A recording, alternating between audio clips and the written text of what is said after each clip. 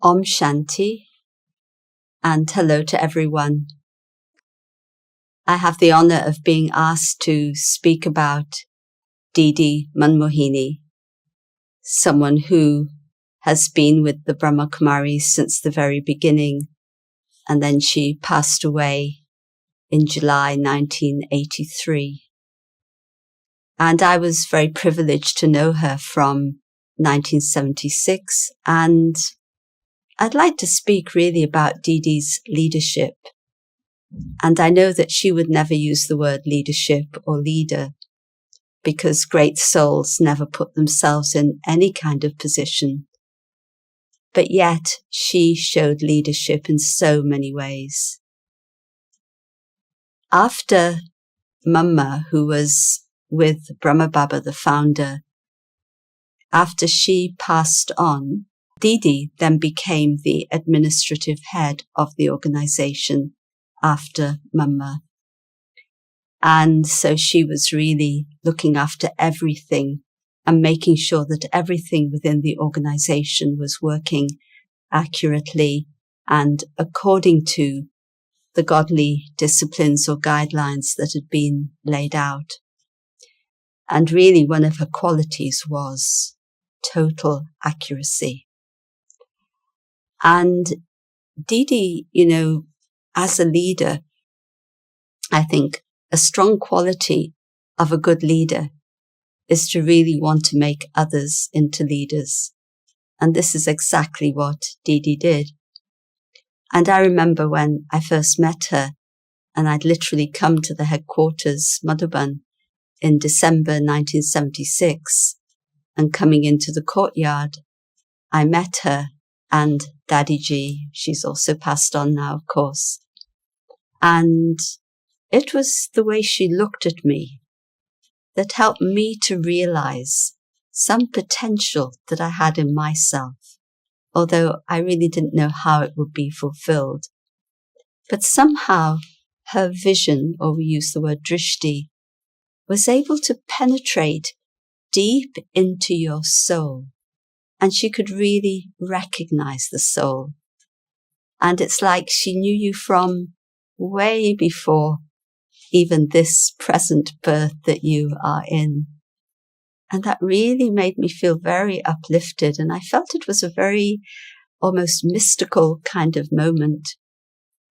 And there have been several experiences with her. And in particular, on a Thursday morning, when we would, used to have a little ceremony of sharing nectar to symbolize the sweetness of knowledge. And we would again take that drishti and she would pour that nectar. And I often felt as if she was sending me to another world, beyond this world and beyond my physical experience, to God. And that was a very amazing experience. She was literally sending you to that ocean of love, that ocean of peace that is God. And then you didn't want to come back. But also imagine, after she had been playing this role of administrative head for quite a few years, and then the founder of the organization passed on in 1969. And then according to the divine constitution of the Brahma Kumaris, it was then Didi Manmohini and Dadi Prakashmani who were appointed as administrative heads. And it's not very often in any situation that you can see a completely shared leadership. There was so much trust between them, so much care for each other. They were so much in tune with each other that it really was remarkable to see. And in fact, people used to use this phrase that it's as if there is one soul and two bodies. That's how close they were. And of course, it's only possible for that to happen, of course, on both sides, for Dadi Prakashmani and Didi Manmohini, when there really is a total humility and sense of being an instrument for God. There isn't a feeling that I need to prove anything. There isn't a feeling that I need to show I'm in control or in charge. It is really about doing the best for everyone, always. And that was so unique and wonderful in Didi. And of course, she had another side to her. You know, on the one hand, she was so accurate. Everything had to be so right. And she would also pull you up if you were not quite working in the right way. But on the other hand, she loved to have a lot of fun. And so in those great souls, you see that kind of balance of the seriousness of the task and what they have to do and the instruments that they are and the depth of wisdom that they have. And at the same time, this tremendous capacity for fun.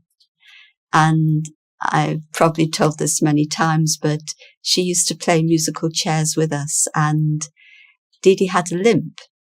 And of course, you know, we're all young in our 20s, running around the room trying to get the chair.